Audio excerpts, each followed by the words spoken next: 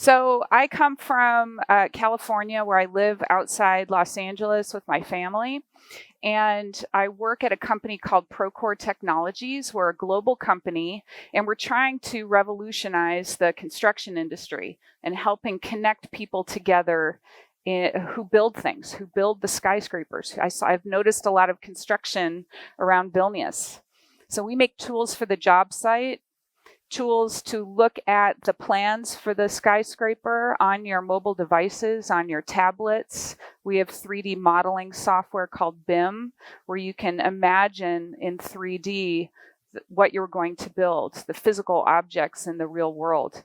We also have software for project management. So I thank Procore for supporting my travel and supporting my professional development. I think a great way to grow in the industry is by sharing and helping others share. So I would encourage you to do that as well. If you've ever had an interest to speak in a conference, but you haven't tried it yet, I'd be happy to give you some coaching about that, because I think it's a great way to learn.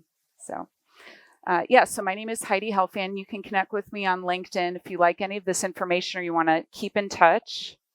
And we're just going to jump into it. So I'm going to show you here a photo of two leaders that have really impacted my career.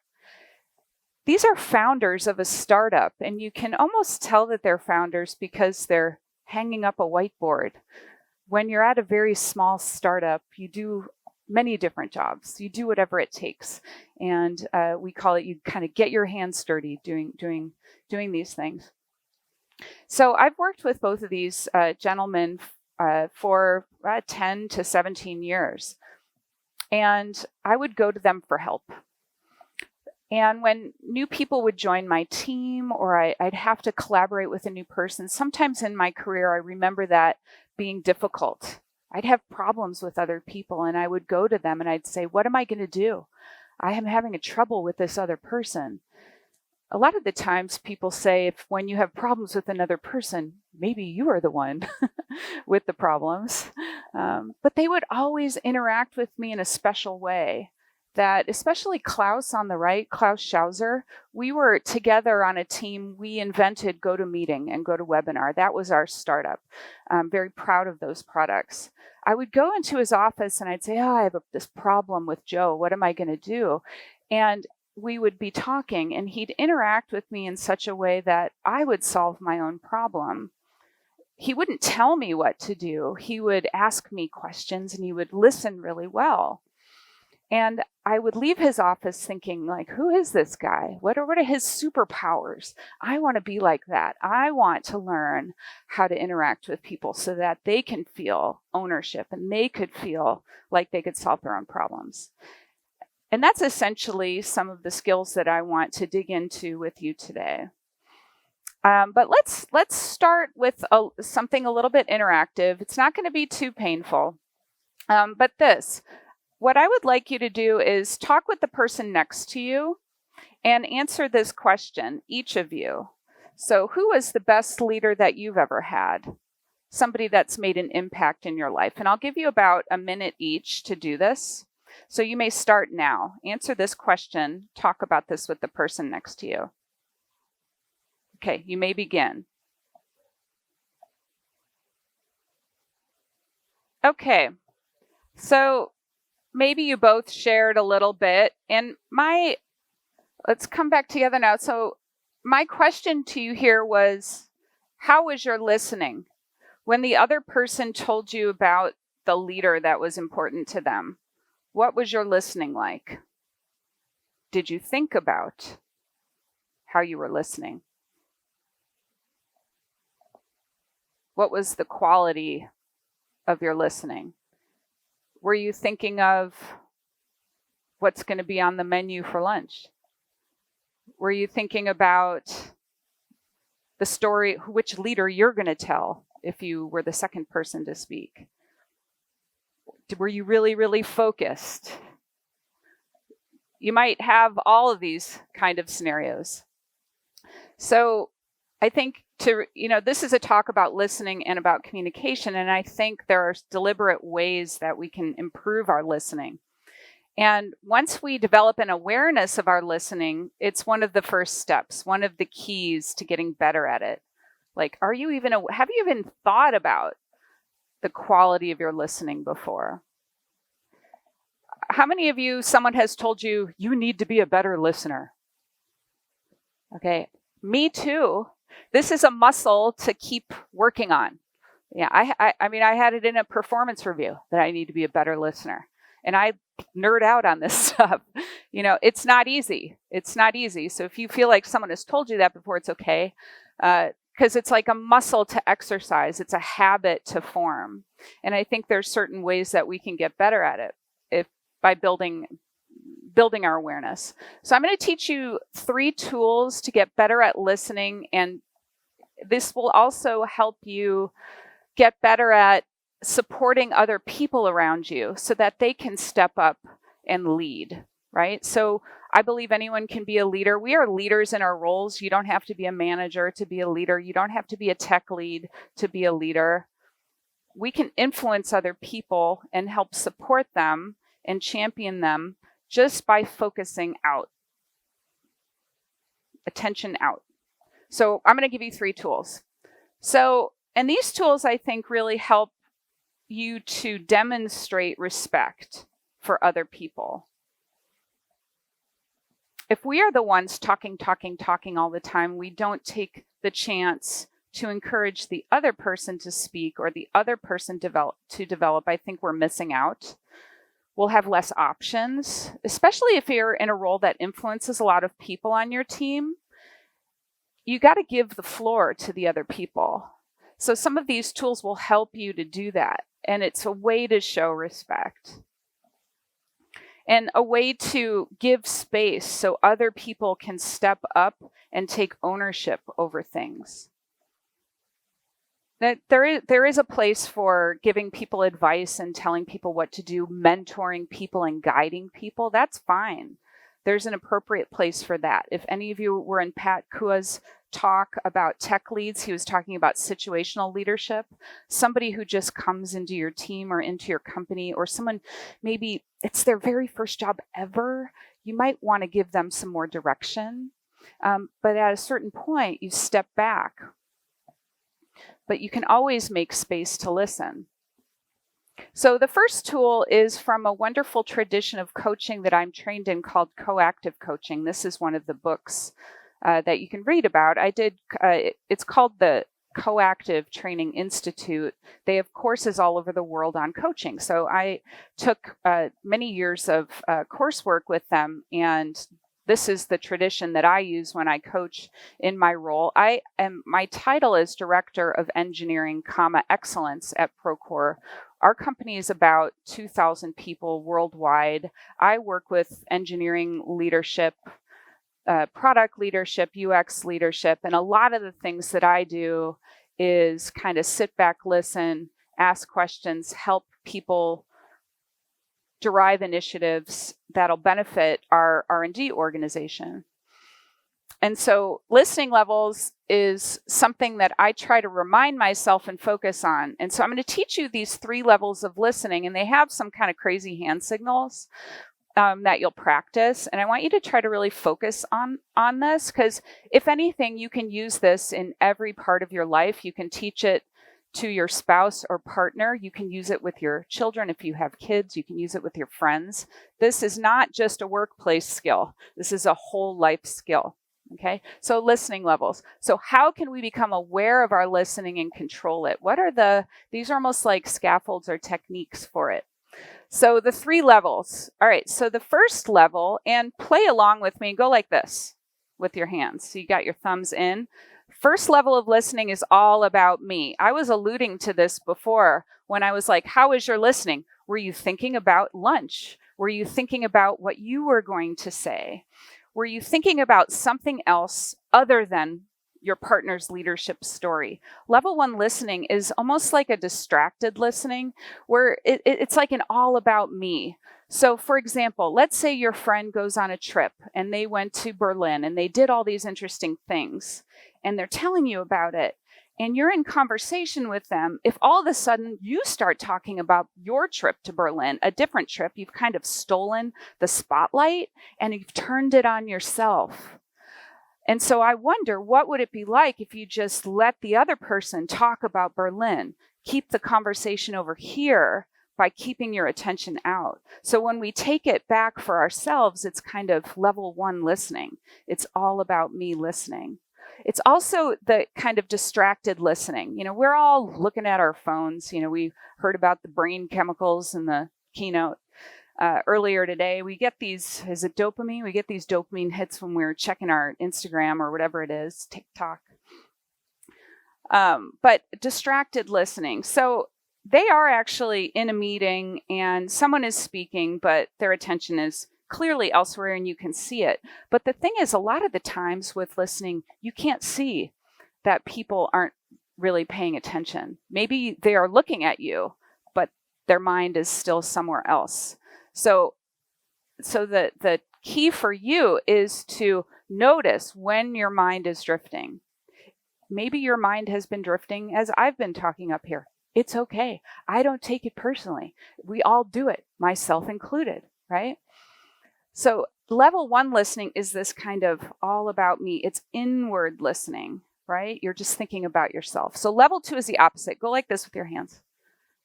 Okay, it's an intense focus on the other person, right? I don't know if it's appropriate here to look in someone's eyes when you're talking. Is that okay, or is that considered rude? It's okay? Okay, it varies, I'm told, amongst different cultures. Okay, so one thing that I do to try to remember to pay attention is I look at someone's eyes.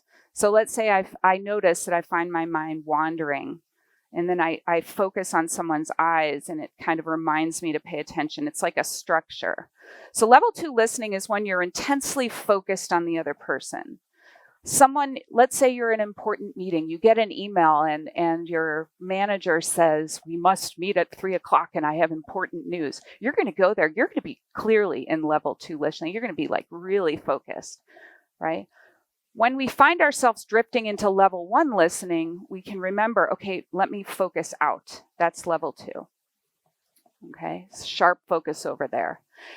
Now, they're looking at each other, mirroring their body language. We'll talk a little bit about that. We have our friend who is in another location. We have him on a video on purpose because we want to include him. With level 2 listening in a distributed work environment, you can use the video. We want to bring these people in. They're standing, they're looking at each other. It looks like maybe they're listening and paying attention. Okay, level 3, go like this with your hands, body language and environment. Okay. Suddenly, if a marching band with instruments came down the center aisle, we would notice that. That would be in our environment. We can notice the mood in this room. We have these lights, and it's kind of calming, I think, with the green. And so it's like environment. It's also body language. So if we take a look here, this lady on the right, we'll call her Sarah. She's got her arms crossed. She's not very happy. You can tell that she's communicating something just with her body language. And in kind of this North American culture, this means that she feels kind of upset or bothered. Does it mean the same thing here? Yes? No? Maybe? Yes? So we can get some information when we listen by looking like this. They're very happy, as we can tell. You can tell the mood is pretty up. Their company just went public. This is Appfolio, the day that their company went public on the stock exchange, NASDAQ. They're very happy. You can kind of tell the mood. Here, this level 3 kind of listening, this is a different kind of feeling than this one. This is kind of an uplifted. This one, they're talking about a difficult thing. I don't remember what it was. It was a retrospective meeting, and they were talking about how their development was going, and they were talking about some heavy issues. So when we're here and we're listening with the group, we can frame. I was coaching this group. I wasn't about to have them play an improv game during this retrospective because I wanted to meet them where they were. So sometimes level 3 listening, you can see it with the mood. So here's a recap. So, and do the hand signals with me. So level 1 is inward, all about me kind of listening. Level 2 is attention out. Okay. And level 3 is about body language and environment. So we take these things into mind. Here's a little thing to remember it. Now go like this with your hands and keep doing it. And only listen to your hands on your legs. That's level 1. Now listen to the person next to you. That's level 2 listening. And level 3 is like a global listening. Just listen to all the noise in the room, the whole entire room. All right, just something to try to get you to remember this. So really quickly, what I want you to do is with the person next to you, briefly tell each other the 3 levels of listening and use the hand signals. So you can stand up and do this, face the person next to you, just tell each other what these 3 levels of listening are. See if you remember it. Okay, so stand up and do that.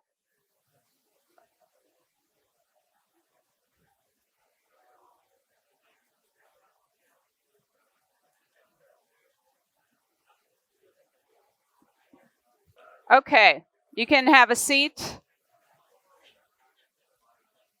Okay, really quick. Level 1. Okay. It's a very fascinating topic. I know. So level 1 is all about me. Level 2, attention out. Level 3, body language and environment. Okay. So let's move on. So the second tool is a couple of things actually. So how can we show the other people that we're listening? These are just some things that you can do. It's almost like acknowledgement or moves for respect to show the other person that you're listening. Okay, they are having a conversation here, right? So this gentleman on the left walked over to the gentleman on the right, and they're actually having a conversation. You can tell what level of listening is he in over here on the right. Level 1, he's kind of distracted. He's actually kind of listening, but he's into something. He's not stopping. But look at this. When they're mirroring and they're looking at each other, I think it feels different to the person who's talking. It feels different. It's like a different kind of respect. So when someone comes up to me at work and I'm sitting at my desk and somebody comes up and they're standing, what I try to do is I stand up and I face them and I get away from my things and I try to really put my attention out. Because I don't know about you, how many of you have really busy schedules? Like you have all these meetings all day long. You hardly have any time for yourself or anything like that. It's a gift to put your attention out and pay attention to the other person. And you don't even have to say anything.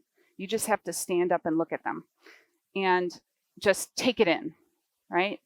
I mean, that even goes a long way, right? They remember there was this thing, rubber ducking, where there's a talk to the duck to try to work out your issue. You can be that person. You can be that duck for someone else. You can just kind of stand and take it in. So you can also do it with words. So you can, let's say they come up to you and they're talking. So he's talking about his new team and how he feels very happy. Okay. This gentleman on the right can show how he's listening just by repeating certain words. And some people have said to me in the past, Heidi, isn't that strange? Like, just repeat the words, but trust me, nobody will notice. They will feel like they're heard. Here's another example. It took us all week, but we finished it. Maybe they were working on some kind of feature, let's say. And he's like, all week, huh? So he kept the conversation at the other person and he just repeated certain words. So this is another technique that you can use to show that you are listening. You can also do something, they call it paraphrasing, where you say it back, but you use different words. Okay, so here's an example. I worked on it for hours, then I found the solution. So he's just going to say something like, it took a while, but you found it. So he's saying the same thing, but just with different words. And so these, like, you can apply this as a strategy to show other people that you are listening. You just say the same thing to them back with different words, or you say only one word. This is from the tradition of active listening in the past. There's a book by Rogers and Farson from like the late 60s, the late 1960s. People have these techniques. I have a list of books at the end, by the way. So that's another thing that you can do. We went to see the customer and showed them their idea. Cool, you showed it to him. So he added a little bit of a little color to it by, wow, cool. But again, he's keeping the conversation in level 2. He's keeping it with the other person, and he's showing that he's listening by saying the words differently. So let's build on this. Okay. So the third tool is what I call what questions. In the tradition of coaching that I'm in, we call them powerful questions. But for this, I want to focus on asking questions starting with the word what in English. Okay. By the way, I've been in the software industry for 20 years. I was at the startup. We built GoToMeeting. I was at another one, AppFolio, property management software. I'm at Procore. This is like 20 years. Before all of that, I taught English as a second language. So a lot of this is kind of bringing me back to this. I feel like I'm teaching, it's like a completed loop here. So anyway, tool number 3, what questions? So these are, okay, we want to keep the conversation focused on the other person, and then we can paraphrase, we can mirror back, we can physically pay attention to them, we can show we're listening, but then we can say things to them to get them to share more. Right? So it's almost like there's a small tree over here. We want it to bloom and grow. We want that tree to develop. Okay? So we want to ask questions that start with the word what, but there's certain things that we don't want to do. So we're not trying to get information out of them that we want to know. We want to ask them questions for their benefit because we want them to grow and develop. Right? So this is a question, what do you plan to tell Bob when you see him next week? That's kind of an information gathering question. That's not the kind of question I'm talking about here. It's confusing though because it starts with what. We also want to ask questions that don't result in very short answers, like a yes/no question or a one-word answer, like this one. What is your favorite color? Blue. Right? No, we don't want something so short like that. We want to try to ask a question that gets them to say a lot. Okay? We want them to discover things when we're interacting with them. We want them to have these sort of aha moments where they never thought about the topic like that. Okay? We want them to discover things and have insights. Okay? We really want to develop the other person. So we want to ask these open-ended questions to help them really develop more. Remember when we were talking about the trip to Berlin? So if you say something like, what was that like? They'll say more. What time did you get off the train? 2. That's not what we want. We want something that develops and it has them really excited about their trip to Berlin, and they're really sharing more. We want to draw it out of them.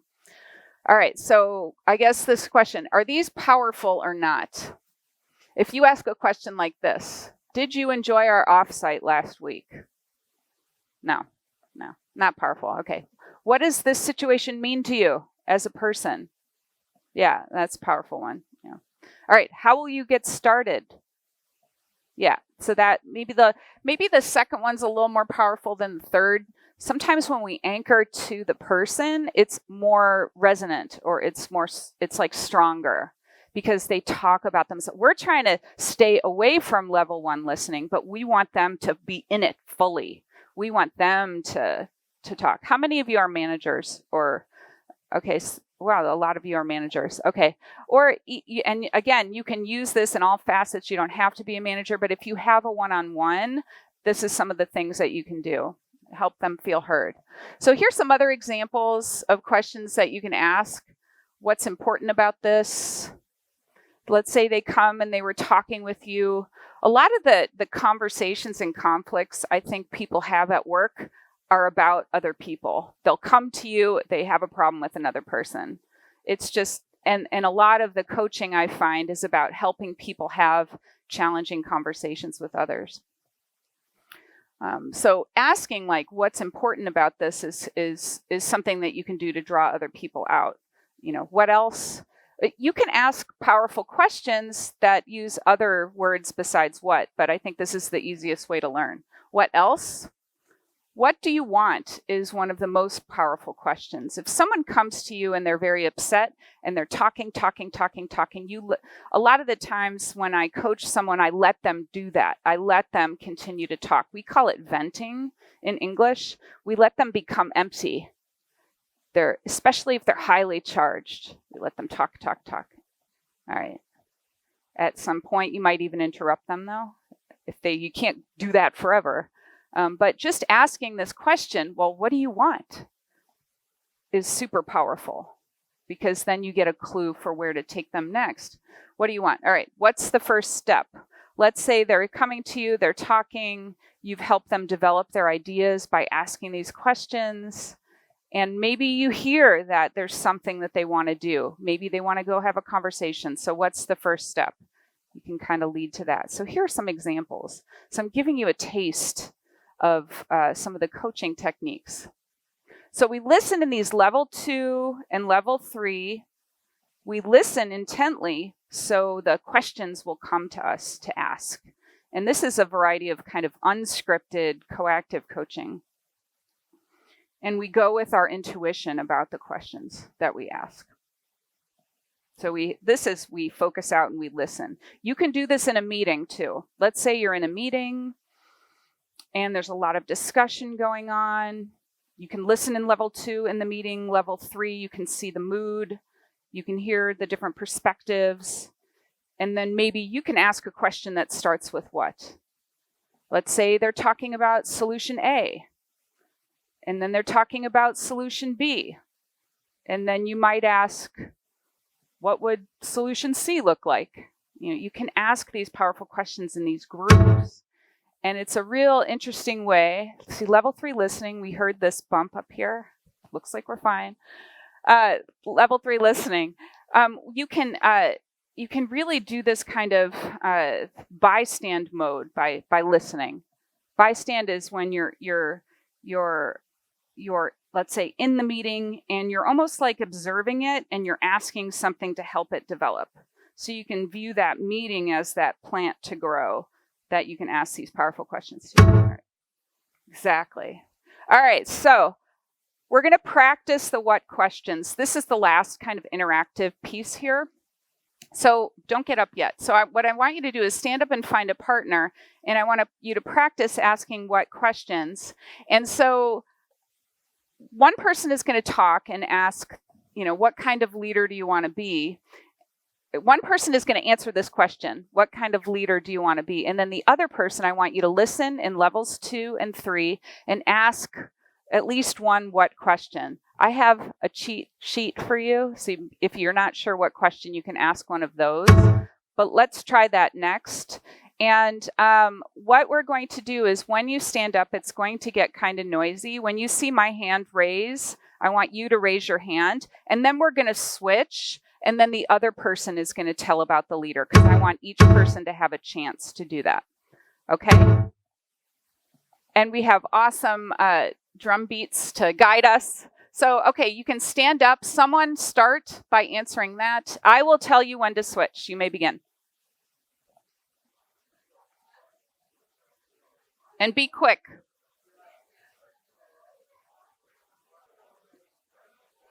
Okay, if you can hear my voice, clap once. If you can hear my voice, clap twice. If you can hear my voice, clap 3 times. If you can hear my voice, clap 3 times. If you can hear my voice, clap 3 times. Okay, you can have a seat. All right, so what was that like for you? Nice, hard, say more. Interesting. Hard because of noise. Yeah, it's a challenge. Definitely challenge in here. Mm-hmm. Pardon me?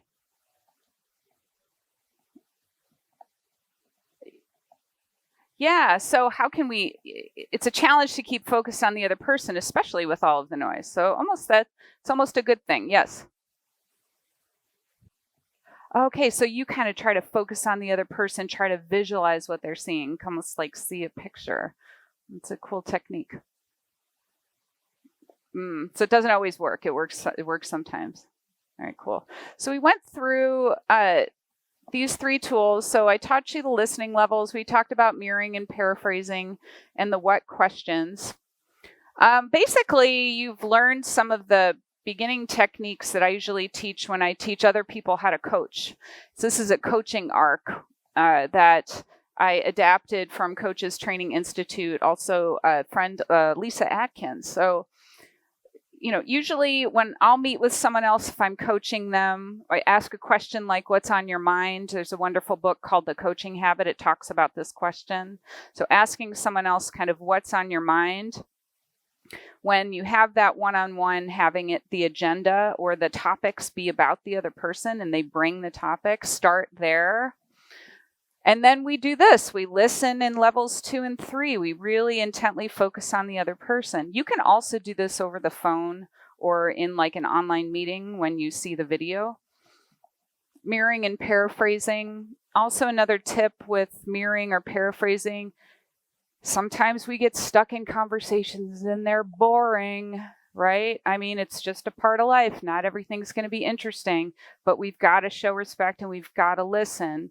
And so if you feel yourself extremely bored, but you're stuck, paraphrase, mirror, repeat some words. It will keep you a little bit more engaged until you can get out of it or move on to something else.